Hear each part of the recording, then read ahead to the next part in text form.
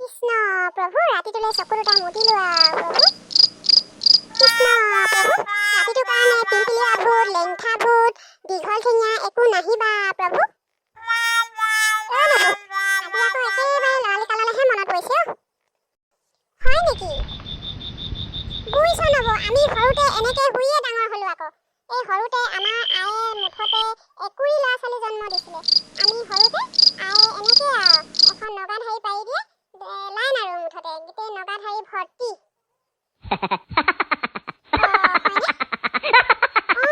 এতিয়া আমাৰ একুৰি ল'ৰা ছোৱালীৰ ভিতৰত ককাইদেউ আৰু মইহে জীয়াই আছো, বাকী 10টি গ'ল আৰু সেই জমপুৰিলে। হয়নে? মা আজিহে আমি শান্তিকে শুইছো ন? আজিহে পিলপিলিওৱা ভূত নাই। পিলপিলিওৱা ভূত নাই, এইটো পিলপিলিওৱা ভূত ইয়াতেই আছে। এতিয়া পাবি পিলপিলিওৱা ভূতৰ সোৱাদ। ভলমলো কিবা এটা ফুটফুটাই থকা গতে শুনিছো পাই। কি বাৰু কোনোবাই আমাৰ ৰুমত কোনোবা সোমাই পেলাই কিবা কিবি কথা পাতিছে নেকি বাৰু? ময়ো শুনি পালো পাই কিবা এটা ফুচফুচাই থকা। কিবা সোমালে নি বাৰু ৰুমটো? এইটো পিলপিলিওৱা ভূত এতিয়া তহঁতৰ চবৰ মেখেলা তলত আন্দা পেনৰ তলত সোমাই উপদ্ৰৱ কৰিব। মোৰ কথা কোনেও শুনি নেপাওঁ, মই তহঁতৰ কথা চব শুনি পাওঁ। তহঁতে নাজান পিলপিলিয়া ভূত যে ইয়াতেই আছে বুলি। কোনে বাৰু ফুচফুচাই কথা পাতিছে? কিবা আহিছে নি বাৰু ভূত পেট? কিবা এটা অহা নিচিনা গম পাইছো দেই। এই লাইটটো জ্বলাই দিয়কচোন, লাইটটো। মেখেলা কিবা এটা সোমালে।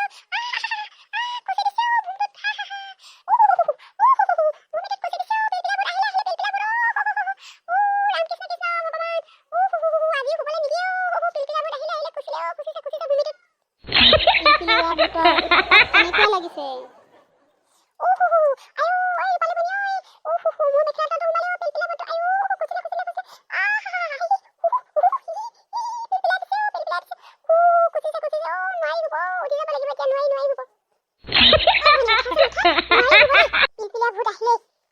শান্তি নাইকিয়া হৈছেও। ভনী এই পিলপিলিয়া ভূতটো তোমালোকৰ লগতে তোমালোকৰ ঘৰৰ পৰা গুচি আহিলে হপাই দেই। জানো পাই ধৰিবই পৰা নাই সেইটো আমাৰ ঘৰত থকা ভূতটো নে ইয়াৰ বেলেগ কিবা ভূত। বৰ আচৰিত কথা দেই, ঘৰতো শান্তি নাই, ইয়াতো সেই একেই গতি হৈছে আৰু পিলপিলিয়া ভিতৰ। হাই ভগৱান, পিলপিলিয়া ভূতৰ পৰা ৰক্ষা পাবলৈ যেন ক'তো জেগাই নাইকিয়া হৈ গৈছে আৰু। ঘৰতো সেই অশান্তিৰ কাৰণে আহিলো মাৰ ঘৰলৈ, ইয়াতো সেই একেই গতি। আমাৰ লগতে লাগিছে নে ইয়াতে থকা কিবা বেলেগ ভূত ক'ব নোৱাৰো আৰু দেই। মই কৈছো নহয় নবৈ, পকৰটো মুঠতে একেবাৰে আজি এসপ্তাহমান হ'ল পকৰ পিলপিলনিত একেবাৰে মোৰ আৰু পকৰ অৱস্থা একেবাৰে বেয়া হৈ গৈছে দিনক দিনে। হাই ভগৱান, আজিতো শুবই নোৱাৰিম হপাই দেই। মোৰো সেই তোমাৰ নিচিনা একেই গতি হৈছে আৰু পকৰ পিলপিলনিত পকৰ অৱস্থা বেয়া হৈ গৈছেগে। ইমান খজুৱাই, ইমান পিলপিলাই, পকৰতহে ভূমিতহে পিলপিলাই। কি আচৰিত ভূত নে কিবা বস্তু ধৰিব পৰা নাই দেই মই যে। কাইলৈ সেই ৰাতিপুৱাতে বৰুৱা বেজৰ ওচৰলৈ যাবই লাগিব। ৰাতিপুৱালে আমি ককাইকেইটাই যাব লাগিব। ককাইকো লৈ যাব লাগিব লগত। সকলোৱে ভাত খাই লোৱা আৰু আমি সোনকালে কবিৰাজৰ ওচৰলৈ যাব লাগে।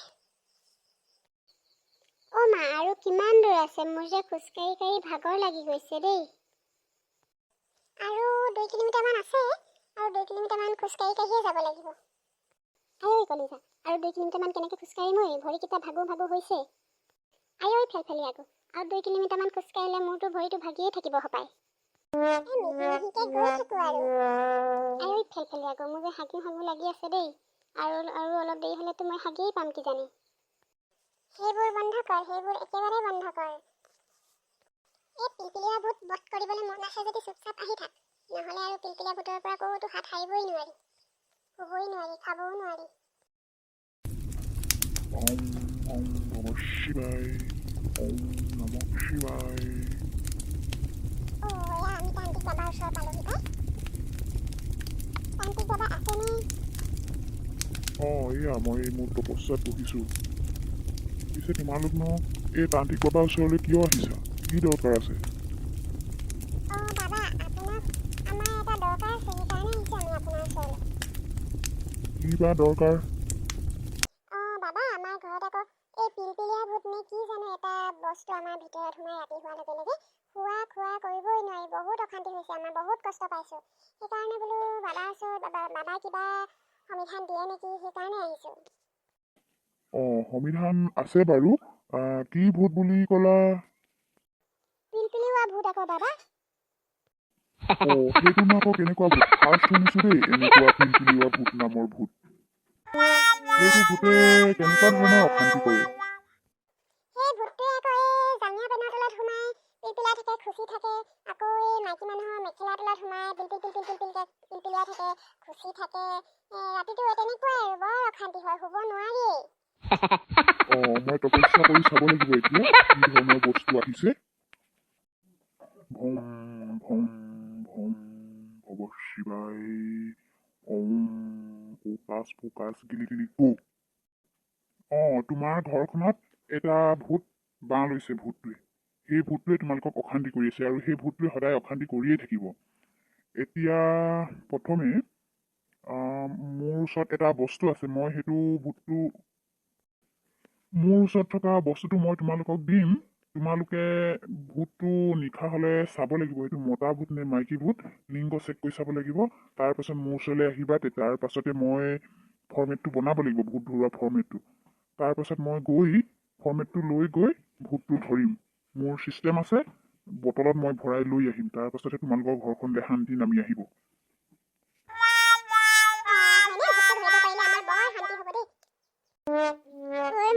ভূতৰ লিংগ কেনেকৈ চেক কৰি চাব? এই ভুলটো মনে মনে খাব।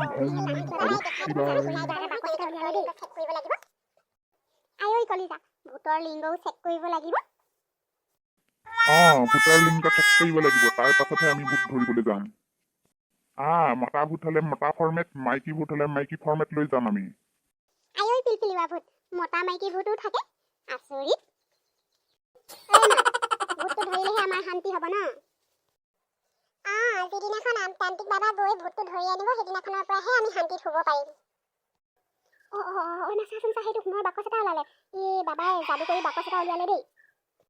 তহঁতি মনে মনে থাকচোন, বাবাই হেৰি কৰিব নহয়, উলিয়াই দিব নহয় আমাক। চাই থাকচোন মনে মনে। এই সোণৰ বাকচটো লোৱা। ইয়াত চশমা আছে। এই চশমাখন লগাই চালে তোমালোকে ৰাতি হ'লে ভূতটো চকুৰে দেখিবা। এইটো লোৱা, ইয়াত চশমা আছে। বাবা হ'ব বাৰু। পিছে আমি এইটো কেনেকৈ খুলিম? এইটো ভূতৰ গোন্ধ পালে নিজে নিজে খোল খাব। তাত চশমা পাবা, চশমাবোৰ লগাই ল'বা, লগাই লৈ পিন্ধিবা আৰু ভূতবোৰ দেখিবা। তেতিয়াই গম পাই যাবা যে ভূত মতা ভূত নে মাইকী ভূত চাব পাৰিবা। কিন্তু তোমালোকে ভূতক একো কৰিব নোৱাৰিবা। তাৰপাছত আকৌ মোৰ ওচৰলৈ আহিবা। মই ফৰ্মেটটো বনাই তোমালোকৰ তালৈ গৈ মই ভূতটো ধৰিমগৈ। ধন্যবাদ বাবা, আমি তেনেহ'লে গৈ থাকোঁ।